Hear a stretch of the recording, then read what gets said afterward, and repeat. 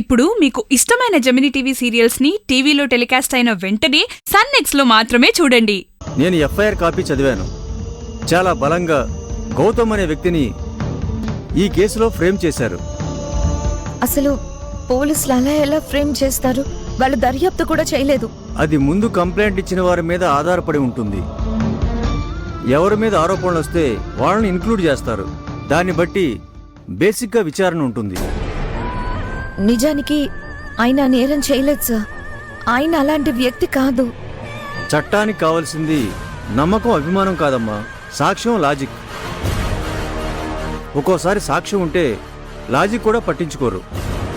ఆయనకి bail ఇప్పించాలి sir, ఎలాగైనా. Section 307 అనేది నాన్ బెయిలబుల్ మర్డర్ కేసు కాబట్టి బెయిల్ రావడం అనేది చాలా కష్టం అమ్మా.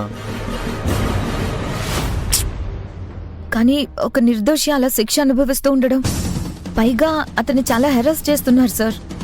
హెరాస్ చేయకుండా అడ్డుకోవచ్చు. కోర్టు నుంచి రిమాండ్కి పంపిస్తే అతనికి టార్చర్ ఉండదు. కానీ పోలీసులు అంత ఈజీగా వదలరు. వాళ్ళ ఎవిడెన్స్ల కోసం వాళ్ళ కస్టడీకి అడుగుతారు. మీరు ఎలాగైనా బెయిల్ ఏర్పాటు చేయండి.